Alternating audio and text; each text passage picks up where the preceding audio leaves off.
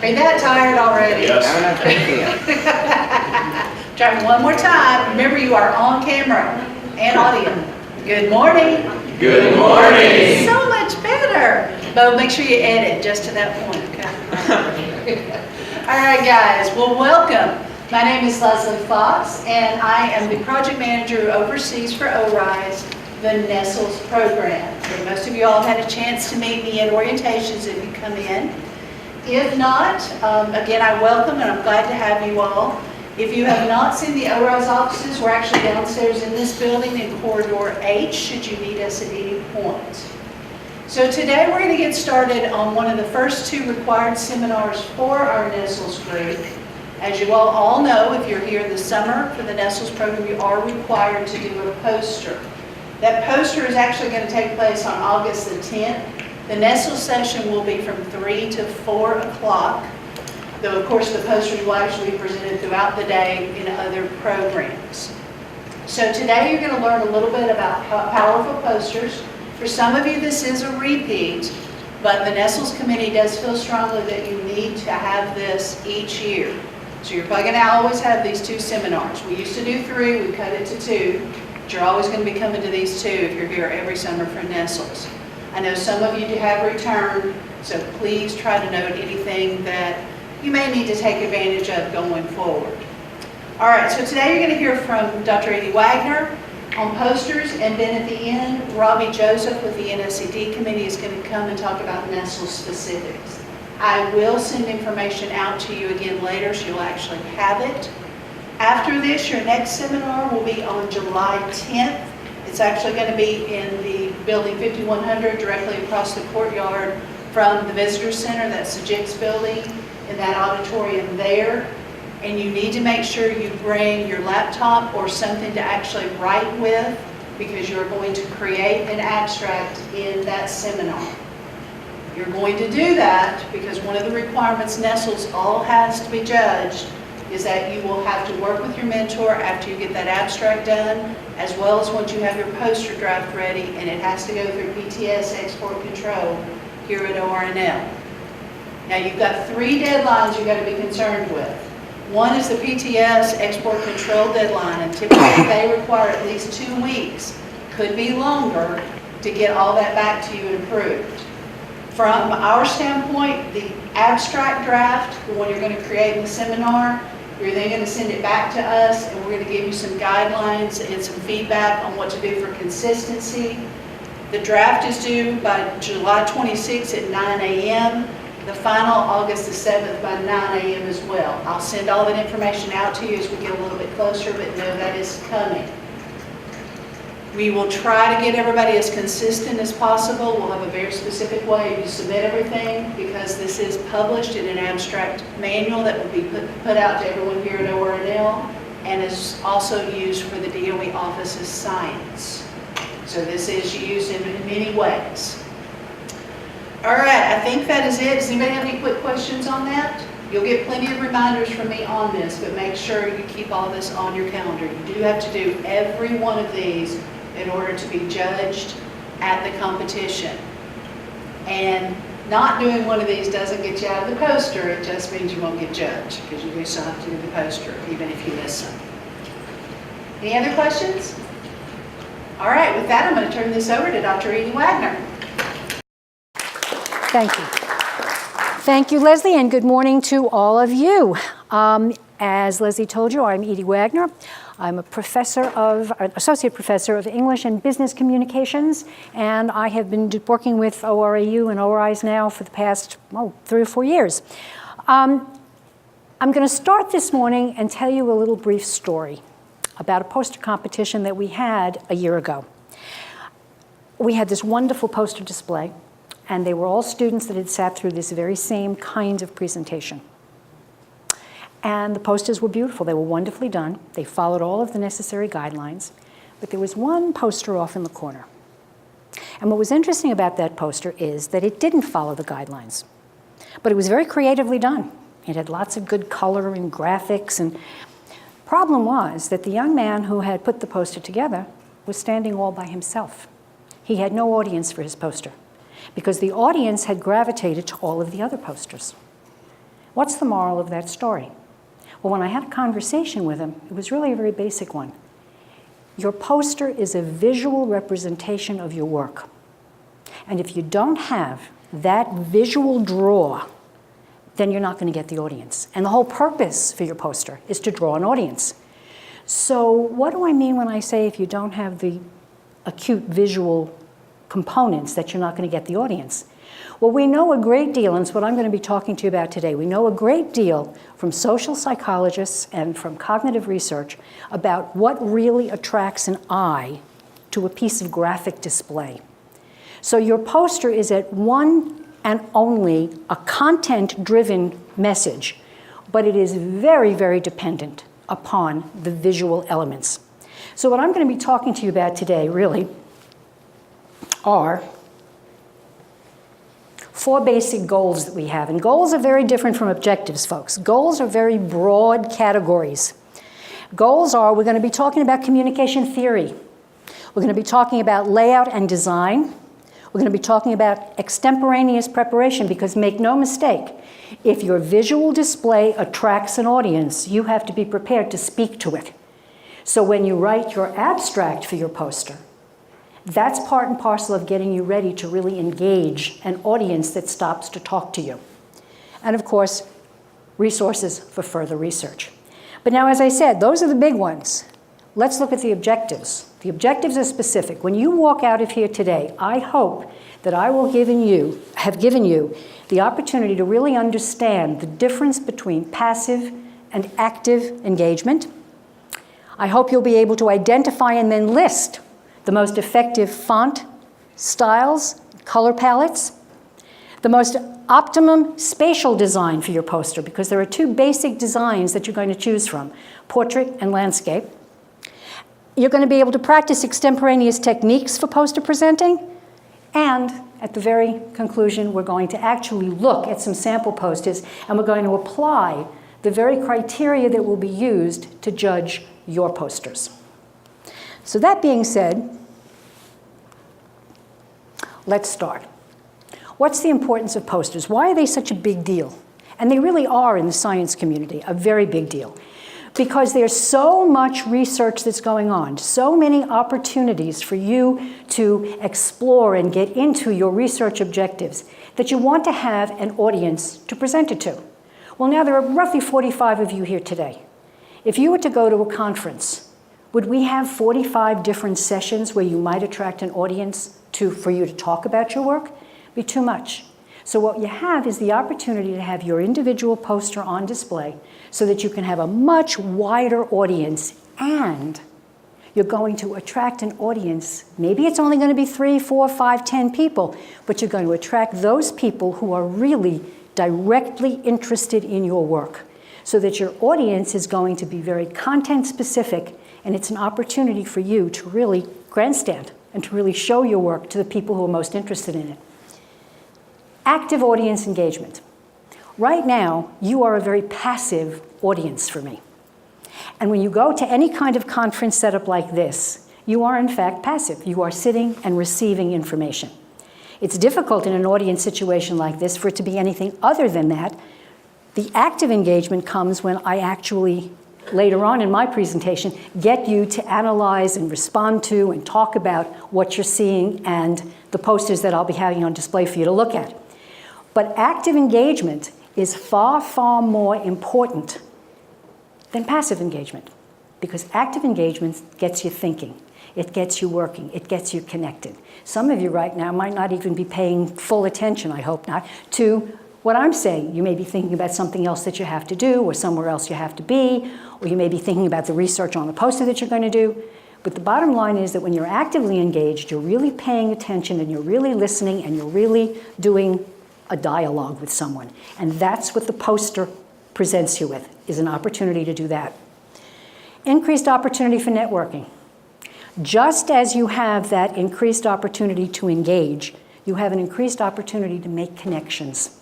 Somebody is going to be looking at your work, going to be interested in it, and you're going to be able to have, which I'll talk about later, a little bit of a handout that's got your name and contact information on it, or maybe a little fishbowl with some business cards tucked into it, so that if someone's really interested, they can always reach you and get to you at a later time. So let's talk about the general rules and requirements for posters. By and large, first and foremost, posters readable, free of grammatical errors, complex or passive sentences, and misspellings. It would be terrible if I were up here today talking to you about this and I had misspelled readable. Because what would happen? You'd be focusing in on my mistake rather than on the content of what I'm saying. So while typos are very easy to occur, they are deadly when you're doing a performance presentation. So you've got to be super, super careful that you've avoided that. Complex or passive sentences. One of the most important features of your poster is that it is a visual representation of your work. So a rule of thumb that I'm going to emphasize 3 or 4 times is 40% graphics, 40% text, 20% white space. So if you only have 40% opportunity for text, that text has to be tight, it has to be clear, concise, correct. And that means you have to go back to high school English and worry about passive voice. You want to construct an active voice. I'll show you a little bit about that later, although we're not going to be focusing in on grammar today. Also has to be legible. I'm going to be giving you the guidelines for font size and font style. You want to have your heads are all going to be in parallel construction, your subheads in parallel construction. We'll talk specifically about that. And well organized. Now you've heard this so many times throughout your academic careers in writing. If it's not organized, it doesn't make sense. And when you have your head on a piece of paper, when you take what's in your head and put it down on a piece of paper, whether it's a poster, an abstract, a paper, you're putting your thoughts on that paper. And if that paper is confused and illogical and not organized, what is that saying about your head? That it's confused and not organized. So you have to be absolutely tight with that language.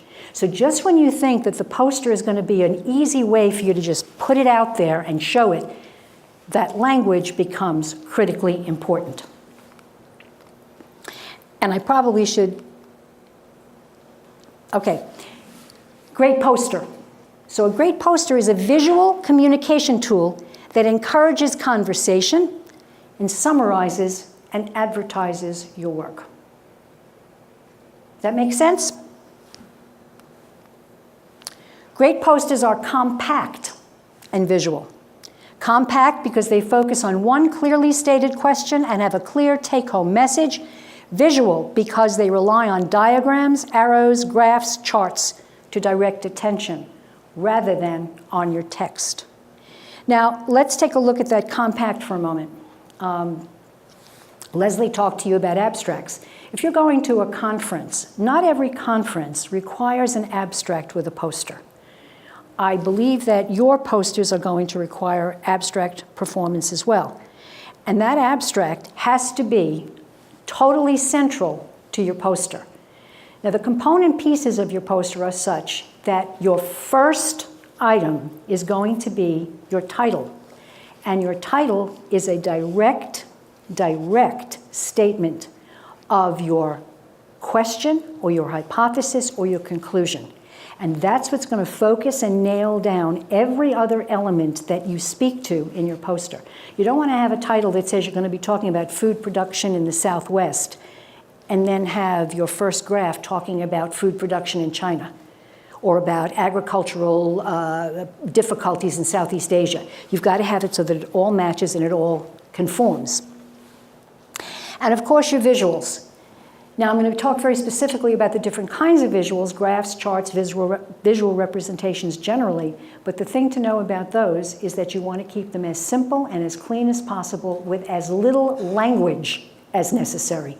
So your graphs and your charts, they should be so clean and neat that they don't need extravagant legends or explanatory text. So now you're going to get ready to sit down and actually design your poster. And there are several things that you really have to think about. You have to think about who your audience is, then your content, then the graphics that you're going to use, the text, the colors, and the layout. So what's the significant element with audience? Your audience determines the language and complexity of your poster. Are you going to be dealing with specialists, wide-ranging disciplines, general, audience, all of the above? Why is that significant? Because your audience is going to determine the level of language that you use, the specific scientific language that you use. Your audience is going to determine also the mathematics of your poster. How specific are you going to be? How detailed are you going to be?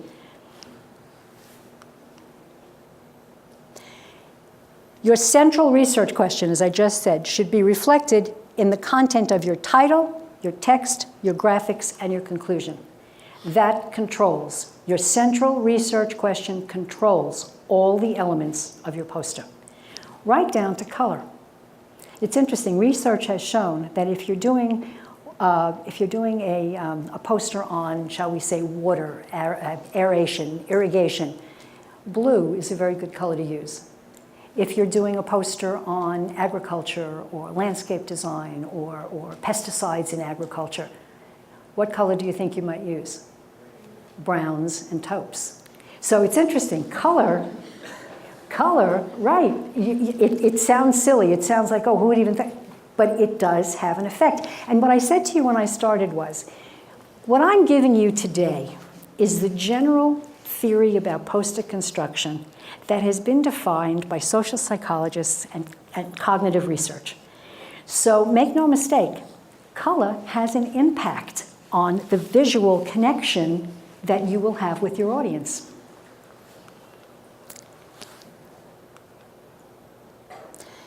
Now, those are your 4 basic components of your poster. Those should be your headings for the various sections of your poster. And you notice there are basically only 4 of them. You want to start with your, and of course, the 5th section could be your abstract if one is required. Methods, results, implications, and conclusions. Graphics, most important element of your poster, because that's what's going to draw your audience, and that's what's going to most immediately and convincingly attract your audience. Okay, now we're going to get into the actual design of your poster. We know, and you can think about the way you actually read, we know that the eye reads from left, goes down, goes back up, goes back down, goes back up. We know that that's how we read. So that when you design your poster, if you begin to design it here, and then here, and then here, and then over here, and then back up there, you confuse your reader's eye. So you wind up disorganizing your reader's attention. Does that make sense? Also, if you think about it, the way a newspaper is laid out, the most important part of a newspaper article is your upper right-hand column. Upper left-hand, is your upper left-hand column. Your most expensive advertising space is your upper right-hand column, because that is where your eye finally lands before you turn the page. So your most important editorial, if you think about editorial pages of newspapers, your most important editorial is upper left. Your most important advertising revenue is in your upper right, because that's where your eye finally lands. Think about bills you receive in the mail. You find that your amount due, date due, is always upper right, because that's where your eye finally lands. How much you owe and when is going to be in your upper left. Okay, so that being said, let's talk about, very briefly, the difference between active and passive voice. How many of you remember that from college English, active, passive? How many of you know exactly what it means? How many of you know how not to use it? Good, okay, a couple of you. So I'm just going to give you a crash course. Am is, are, were, was, be, being, been. One more time. Am is, are, were, was, be, being, been. That's the declension of the helping verb, the auxiliary verb, to be. See, now I'm the scientist in charge of language, okay? That's the declension of the auxiliary verb, to be. If you can write a sentence and take out any of those words, am, is, are, were, was, be, being, been, you should write them down, because that will help you revise all of the work, all of the language on your poster. If you can rewrite a sentence and remove those words, you can reduce your word count. Now, in a single sentence, what's it reducing the word count by? 2 words? 3 words? It doesn't sound like much, right? But if you're designing a poster and you've got this much space and you've got roughly 85 words that you need to use, if every sentence takes 3 words out and you've got 10 sentences, how many words have you lost? 30. So you see how much more room you've given yourself to write. So, what are those words again? Am, is, are, were, was, be, being, been. The declension of to be. And there's an example. The oscilloscope displayed the voltage as opposed to the voltage was displayed by the oscilloscope. Because the other thing you do when you get that auxiliary verb in there, you wind up with prepositional phrases. By the oscilloscope. So you take out the was, you can get rid of by the at the same time. Okay. And then you have another example there. The feed-through was a sapphire cable. The feed-through was composed of a sapphire cable. You see the difference? You're eliminating words. Okay, let's talk a little bit about color. Dark letters on a light background. Do not use multicolored or patterned backgrounds. No more than 2 or 3 colors. No bright colors. Use colors consistently.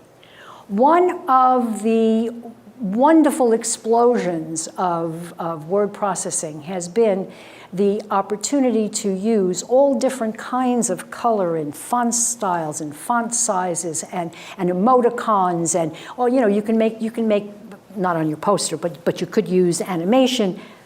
You don't want any of that. You want this clean, neat, and simple. White background, black letters. Now, you can mix that up a bit. The light blue background with dark blue letters, or a taupe or a brown background with black letters. You can do that, but you want to keep that color palette in your background consistent, soft, with highly contrasting text. Now, you never want a multicolored background, and you never want more than 2 or 3 colors on your poster. So you want your heads, your subheads, your text all to be in the same color. The only place that you're going to vary your color design will probably be in your graphics. Bright colors you don't want, and of course, color consistency. Now I want to talk a minute about this word consistent, because you're going to see it time and time again. Consistent text and consistent color defines the organization pattern of your poster. Just think about the text that you've used. If you've ever been taught how to read a complex text, you'll know that your chapter headings are all the same font size and style, because that indicates to you, after you've used your textbooks 2 or 3 times, that, well, if it's bold and it's in that font, that must be a new heading, it must be a new chapter, it must be a new subhead. And that's what we mean by parallel construction in headings and subheadings. So again, you go back to your old English classes, parallel construction. It means that you use a consistent font size and style, and you also use consistent language, verb forms and adjective forms, etc. But the deal here with color consistency is that the color consistency in the font size and style defines the sections and the subsections of your poster. Also, it's going to come up in a moment, but it's appropriate to mention it here. The thing with minimizing text on your posters is very similar to developing an effective science presentation where you're designing PowerPoint posters. You notice that what I have here, I don't have full sentences. I have bullets. And the more that you can incorporate bullets into the various sections of your poster, the more compressed your language, the more defined your statements will be, and the more easy it will be for your audience to read the points that you want to make. Think about from your standpoint. Would you rather read a whole full page of paragraph text, or would you like to just tell me what's really important? Bang, bang, bang, bang. Email. And email has helped us do that. You don't want to read 2 pages and go to 2 screens on email. You want, this is what we're talking about, and you want just your highlighted information. And that's true about your poster as well. Okay, layout. I just indicated to you about reading from left to right. But this second one is very important. It's much easier to read columns in a crowd than it is to read text. And that being said, white space becomes critically important in your poster. Remember I said to you, who remembers, 40, 40, 20? 20%. 20%, that's a lot of space. Think about it. You want to present all of your wonderful content and your research and your methods and your conclusions and your implications for future research. 20% is going to be white space. Why would I sacrifice all of that space? Because that white space is going to grab my reader's eye. And remember what I started out by saying to you. Your audience is what you want. So white space is that area of text that surrounds, that borders your various poster components. And again, I'm going to go back to your everyday life. Newspapers are written in column format for a reason.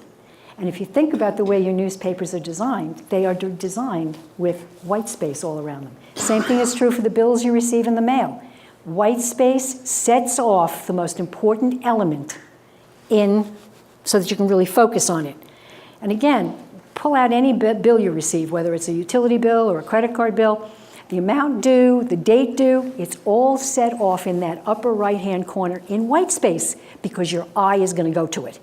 So make no mistake, white space bordering your sections of your poster is very, very important. This is what we call portrait layout. It's a little bit different from, it's got defined columns, but this is what it basically looks like. And you have basically the 2-column text. It could even, portrait layout could even be so, and this is landscape layout. I'm going to go back to portrait for a moment. Portrait layout just is really, I think that it's more suitable to more text in a poster. But this is the more common and the more useful, and the one that I think best serves your needs is landscape layout. Because you notice that it's divided into the 3 sections, and of course that second largest section is going to be, what do you think? What's going to go in there? Graphs, charts, all of that visual representation. So you've got your more narrow introduction, materials, conclusions, lit cited, acknowledgments. The results are in the center section. And your results really should be demonstrated with good graphs and charts. Title mechanics. The banner heading should be readable from 10 to 15 feet away. 85-point sans serif. Those are your best sans serif fonts. Are you surprised to see that? Now, I should also tell you, because I don't see anybody taking notes, which is fine, I have everything that's on this slide presentation. Good for you, okay. But I should have told you this earlier, so maybe you didn't have to do that.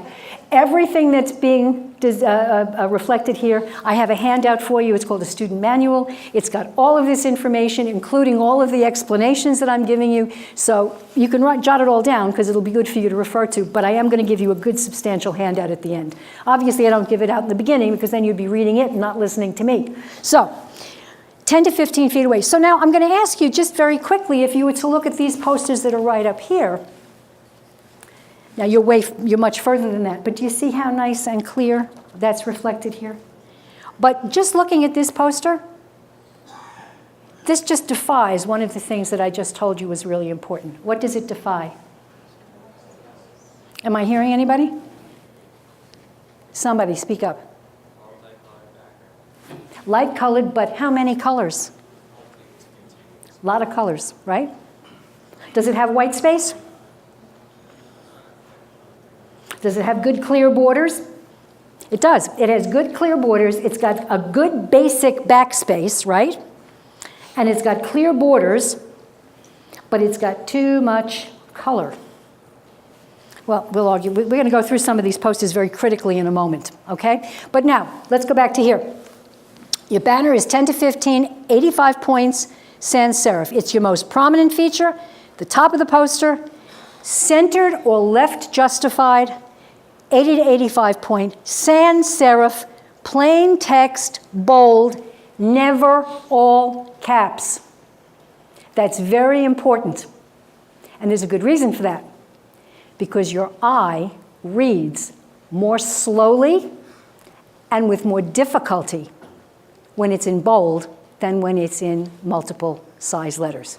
Because your eye reads by the shape of a word. That, you may not know that, but that's reading research. Remember I told you all this stuff this is not Edie Wagner saying, oh, this is what I think. This is based on good, solid research. So you never want to write all in capital letters. Now, I want to make something stand out. Do I use italics? Do I use bold? What should I use? There's a rule for that. And the rule is this. Years ago, before we had word processing, and I was a secretary for many, many years, 100 years ago, the way that I wanted to tell the printer that I wanted something put into italics was to underline it. Today, I don't have to do that. I don't have to tell the printer to do that. All I have to do is click the italics icon. Does that make sense? So you never, ever underline. Never, ever underline. When you want something to really be emphasized and to stand out, you want to put it in italics or bold. But now here's the deal with consistency. If I want something to really stand out, my chosen method is either going to be italics or bold, not a combination. Does that make sense? Because that is what is alerting your audience. If it's in italics, can I do italics bold? Sure. But if I'm doing italics bold for one important thing, the next important thing has to be italics bold as well. That's parallel construction, and that's consistency. Make sense? Okay. The rest of your text should be serif, and Times New Roman is the font style of choice. Very basic. And here again is where you can get very creative with all the different, I don't know how many different font sizes and styles that I have available to me, but too many as far as I'm concerned. And some of my corporate clients have their computers are set to default so that their corporate logo, their corporate font sizes and styles are all built into their computers. So just remember this, 50 to 60 point bold for all of your text, left justify, sentence case, never all caps. What does sentence case mean? Sentence case means that you start the first word of your sentence with a capital letter, or the first of your bullets with a capital letter. Not all your bullets are going to have periods, but you start with your capital and then you do lowercase throughout. You don't have anything that has multiple capital letters and bold. Okay, that's sentence case. Use underline and italics sparingly. And I just told you the rule on underlining and italics. Okay, now, content drives design. Content is king. Content is what you're all about. Content is what you want to engage your audience with, right? So now let's talk for a minute about content. And let's talk about, I'm going to go back again to the idea of active versus passive engagement. You know, corporate floor plans today, conference floor plans today, I hope that's not my phone. I think it might be. Just ignore it, it'll go off. I am so sorry. That's the one thing you should always do, right in the movie, you turn your phone off. So sorry. Anyway, active engagement. I want to go back to active engagement for a moment. How many of you come from academic environments where you worked in small groups, right? Why do you think you did that? Small group instruction is becoming ubiquitous in high schools, colleges, graduate schools, because small group engagement is where you really begin to get that active response for what you're talking about and what you're trying to do.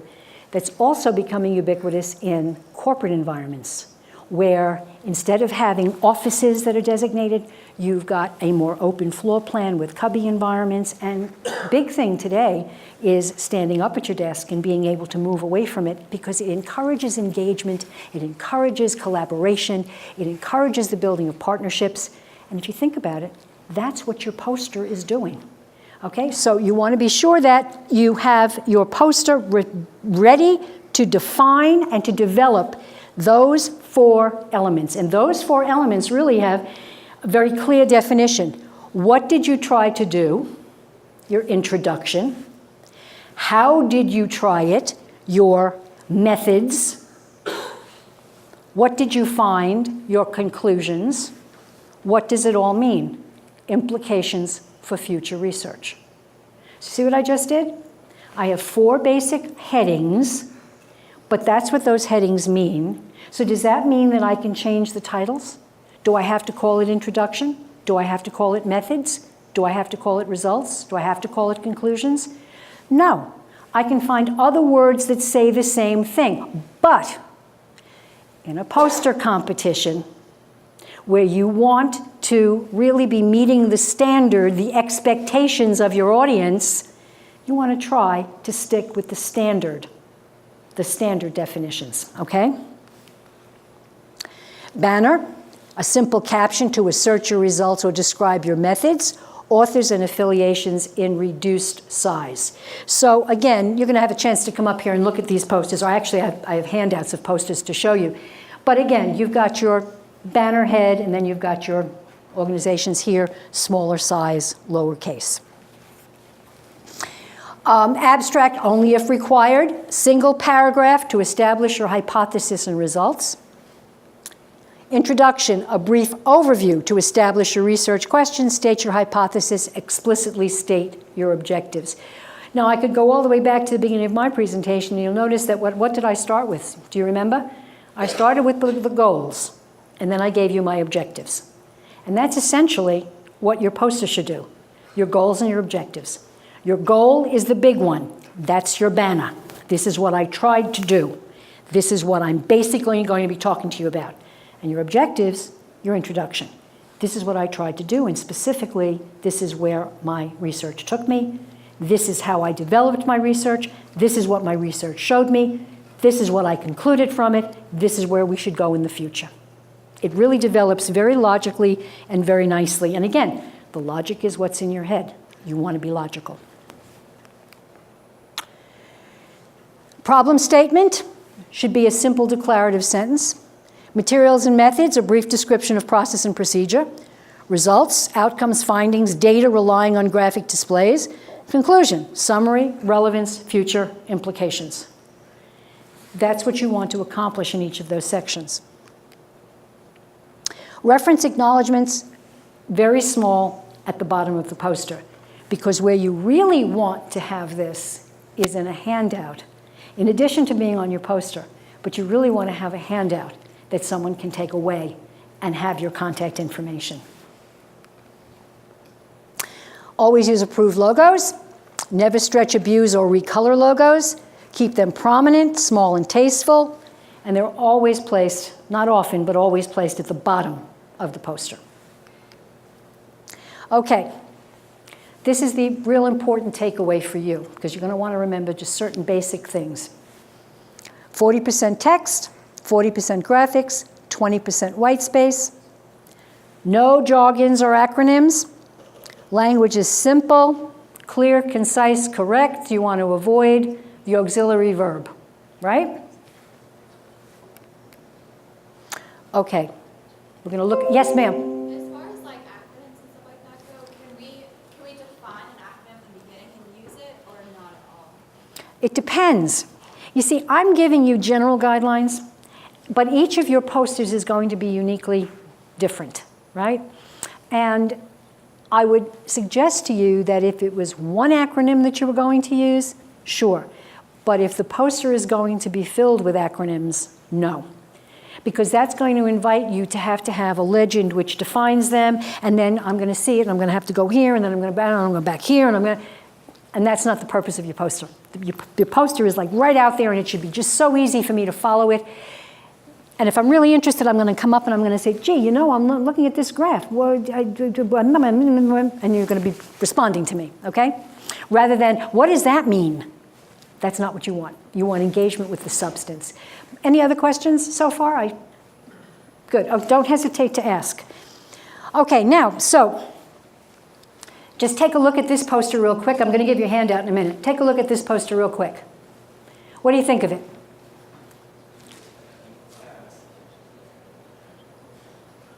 You liking it? You think if you got up close and you were able to read all that text, it would make it better? What about that one? Again, I'm only asking for a visual, you're not analyzing the content. Okay, go back to this one. Same poster. Which one is better? First one? Second one? Okay, what makes the second one better?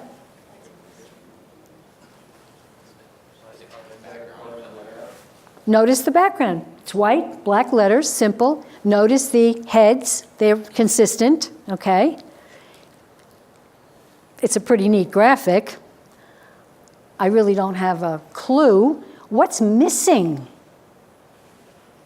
What's missing? What's not good about this poster? I'm hearing mumbling. I need somebody to speak up. The author?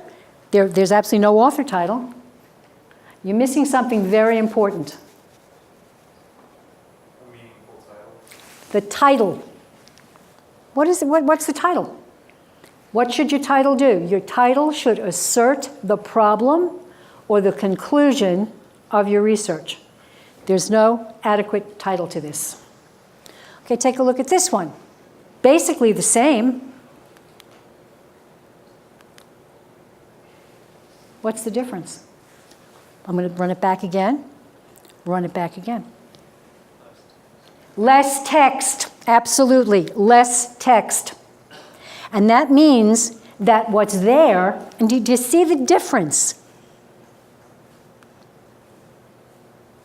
Do you see the difference? Which one is more inviting to look at? The second one, because it's less involved. Now, does that mean that because we've cut all the words out, we've cut out all the important information? Hopefully not. Hopefully somebody sat with, and this is important for you, somebody sat with a mentor or a peer and had the text reviewed.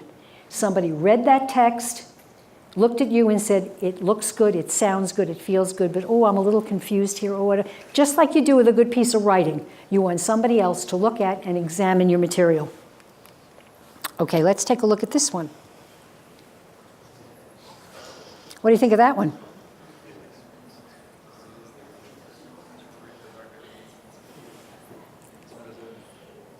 It's pretty wild, huh? Avoid being overly creative. I'm probably the only person you're going to ever encounter who's going to tell you that. Avoid being overly creative, because what you wind up with is something like this. And remember the young man I told you about at the beginning? He wound up with nobody stopping by his poster. And he said, I was really only trying to be different. And I said, but being different is not what's going to get people to your poster. Being consistent, easy to read, that's what's going to get people there. So what we did was we worked on redesigning his whole poster, and it was 100% better. Same poster, same information, but redesigned. And that's really what I'm trying to talk to you about today. Now, that's a name that's in the handout I'm going to give you. Colin Perrington, Purrington, fabulous research on poster design, effective science posters, and effective science PowerPoint. It's a great, great reference for you to have. Okay, look at this one. What do you think about this one? Text is hard to read.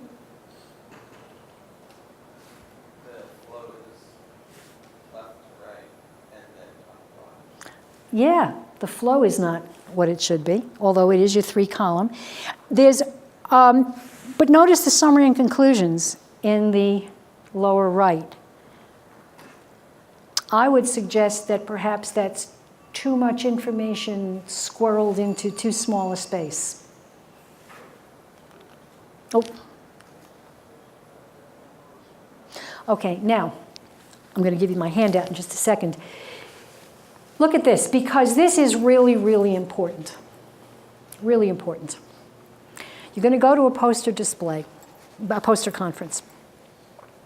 And you're going to be standing there, and nobody is going to come over to your poster. What do? Do you sit down? Do you wander away? Do you look bored? Do you look tired? You can't be any of that. You have to be on the money. You have to be right there as if your post is the most important thing. That's number one. Number two, how are you going to dress for it? You're going to go in your jeans and your T-shirts? No? You're going to dress nicely, and you're going to look the part of the professional that your poster is representing. But the third most important thing, probably the first most important thing, but the third most important thing that you're going to do is prepare an engagement piece. Somebody walks over to your poster and says, oh, and they just stand there looking. You have to be prepared at that moment to say.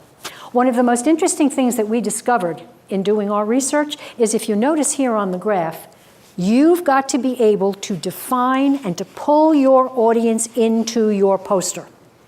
And the way you do that is to prepare that rhetorical question or that statement of purpose that will engage your audience. So you have to be prepared to do that.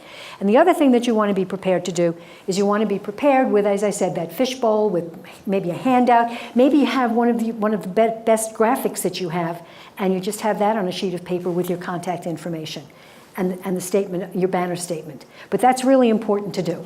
Okay, what I'd like to do now is talk to you about the actual. Let's give these out.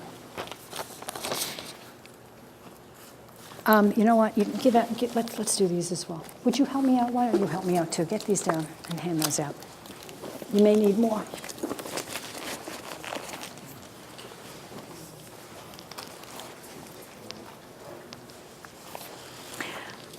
Okay, I'm going to take a few minutes now.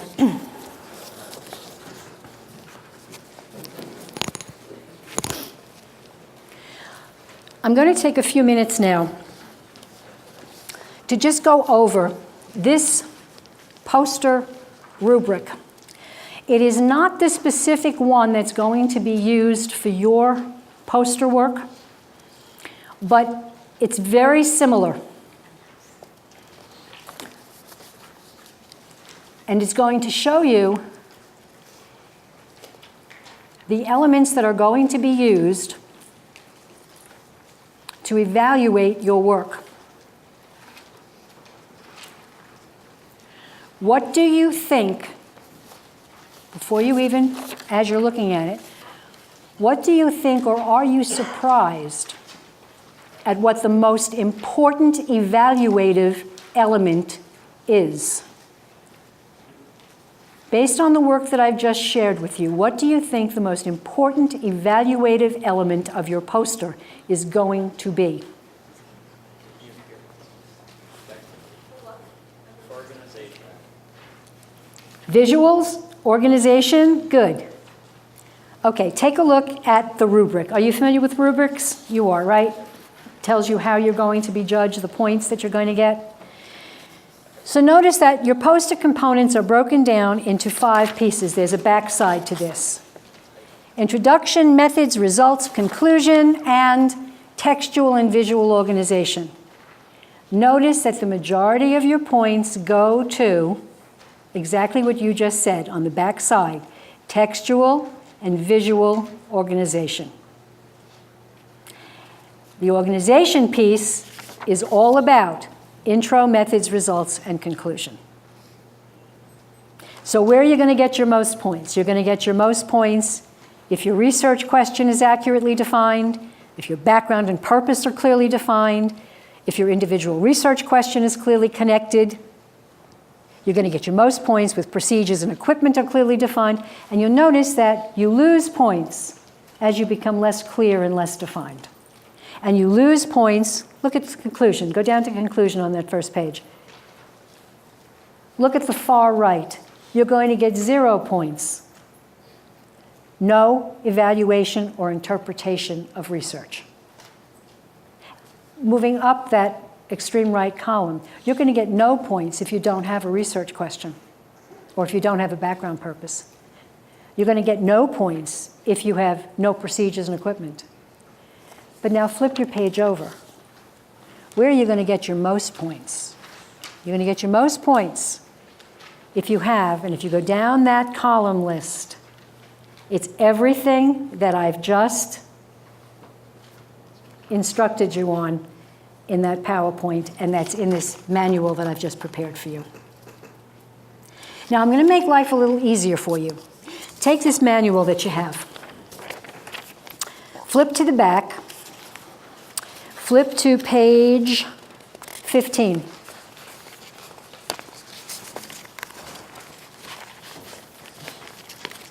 So now you have a poster. You've done your poster. You've laid it out. You think it's terrific. You've had your best friend look at it. She thinks it's terrific. He thinks it's great. So now, how do you evaluate? Are you going to use that complex rubric? Well, here's an easy one for you, and let's apply it to this poster. Would you stop and look at this poster?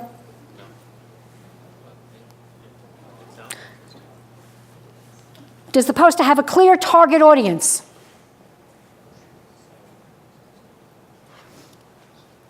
Does the title stand out?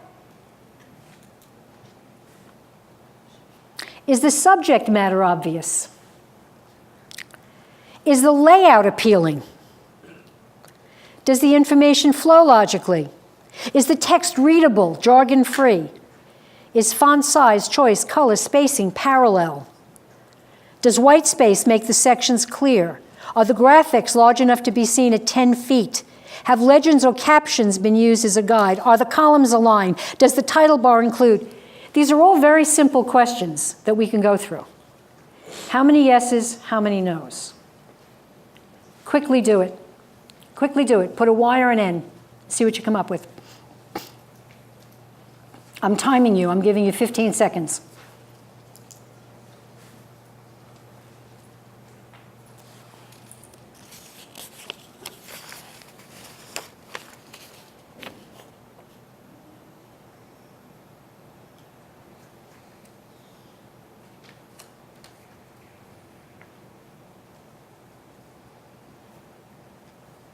Fifteen seconds up.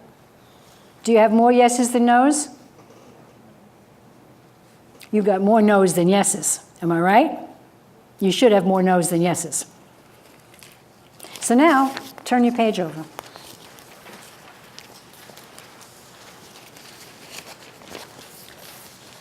Now here's another poster with another set of assessment questions. These assessment questions actually have a point value assigned to them.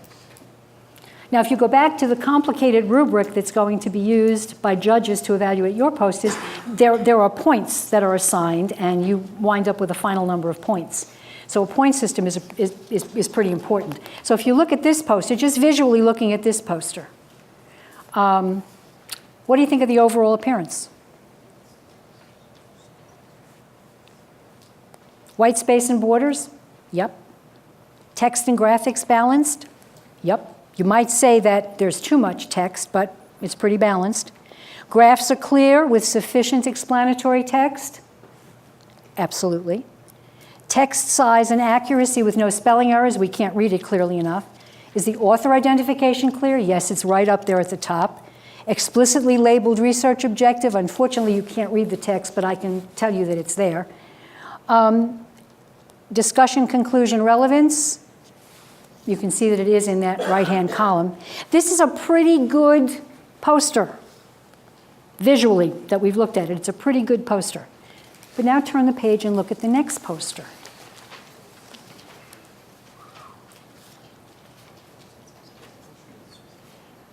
What do you think? visually? What do you think? It's a lot. It's a lot to take in. So if you turn the page, this is the poster evaluation. It's called the 60-second poster evaluation. And again, these assessments are opportunities for you to apply to your poster when it's in its early stages, its development stages, so that you have the opportunity to evaluate, make corrections and adjustments before you actually finalize and print your poster. But now if you look at this, this is a relatively easy assessment because it directs you where to put your point values, okay? Cluttered or sloppy, that's what I would say of that one, right? Would you agree with me? Cluttered or sloppy? I wouldn't give it very much. White space, very little, okay, lots. Text, too much text. Text size, organization and flow. So do you see, again, I'm showing you these assessments because they illustrate for you very clearly everything I've pointed out here. The most important elements of your poster, okay? It's the visual design, it's the opportunity to engage an audience, it's the opportunity to present your work in a clear, defined, professional way. And you want to meet all of the elements of your audience. Now, last page, if you will, just turn to your last page. Some great resources for creating effective posters. Copyright for images. I just did a little bit of research on and gleaned from my own research in putting this presentation together some of the more established sources for some of these elements, okay? Now, in this handout that I've given you, if you just take a look through it with me really quickly, it basically lays out everything that we've talked about here. You'll notice page 7, it gives you a very detailed description of what the elements of your poster should look at. Are you with me on page 7? Turn to page 7. Now on page 7 at the top, the abstract or introduction. Notice that we're combining abstract and introduction. But an abstract is different from an introduction. And your mentors will direct you more clearly on that. And again, there are several, look at page 9. This is a really good example of a portrait layout. And I would suggest to you that for good reason, it's one that you do not want to use. The layout that you really want is landscape, 3-column, clearly defined sections. How much white space? 20% white space, absolutely. And again, you've got multiple posters here to take a look at. And again, everything that I've gone over with you, clearly defined in the handout. And again, please write down, I don't know if it's in here, Perrington, P-U-R-R-I-N-G-T-O-N, Colin Perrington. He's a great resource for you to look at. Okay, so now, finally, before I turn this over to Robbie Joseph, I'm just going to call your attention to these 2 posters. I would not rate this one as poorly as you might think because it does have good text, good definition. I can be critical of some elements of it, but if I had a scale of 60, it would probably come out with a 40 or a 45. So it's not a bad poster. This one over here, not so much. This one over here, while it's got some good elements, poster design and elements, I'm not wild about the center section. And it does use bullets only with, but again, not parallel construction. You've got check marks here and bullets here. Confuses the eye. Okay, do you have any questions? Yes, ma'am. What size is that? You will be given a specific size to work on. Every conference is going to give you a different size. Standard, I think I have it in the handout. Standard, I think, is 18 by, don't I have it in here? Gee, I don't want to give you wrong information. I'm pretty sure I have it in, yeah, it's on page 6. Look at page 6. Okay? Yes? So like page 7, and also like with the rules, you have like your title, and there's like no like color block behind them. Whereas like some posters have like a white like color block behind them. Is there like a preference? Does it like matter to like less busy or more busy? That's a good question. I would suggest that you don't alter your background. I would suggest not using a color block, but again, once you've got such an opportunity to be flexible in your design that once you've put it together, look at what it looks like, see what it looks like. If it distracts your eye, you get 3 people to look at it. And 3 people are going to all 3 are going to say yes, or 2 are going to say no, and you're going to make the decision, okay? No hard, fast rules. And that's another thing I hope you realize today. I'm not giving you hard, fast rules. You don't have to use a portrait or landscape. Those are individual decisions you're going to make. All that I've basically done for you today is give you the standard guidelines. And you'd be wise to follow them if you're relatively new at putting posters together. Did I see another hand here? Yes, ma'am. For the title, do you capitalize most words in your title or the first word? Sentence, in your title, it really should be, you're capitalizing your main words. Yes. It's sentence case for everything else, but you can capitalize your main words. But again, rule of thumb on that, some people will tell you sentence case, capitalize only the first word. But in your title, I would say, yeah. Anybody else? Okay, good. I'm going to turn it over to? Just turn over To you. Okay, I'm going to turn it over to you. Edie, appreciate Okay. it. So Edie will be here for a few more moments. If you will remember that I mentioned to you all that you all Leslie. have NESLS guidelines. Maybe. Will you need both for the next speaker? I just need that. Okay. All right. So Robbie, if you want to come on up while I'm doing this. So we're going to have some specific NESLS guidelines that will tell you a little bit more about what the judges for the NESLS session will be looking for. I will be sending you out information about the size, about all of this to come. So don't worry about that just yet. It's coming. The layout, for those of you that have been there before, it's going to be pretty much the same. We should be over in the Tennessee rooms above the cafeteria where the main orientation was for those of you that started on June 5th. We'll be there in that area.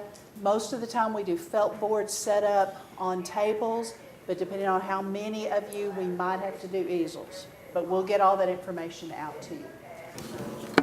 All right. And with that, everyone, I'm going to introduce Robbie Joseph to you. Okay, so I'm the poster session coordinator for the NESLS committee.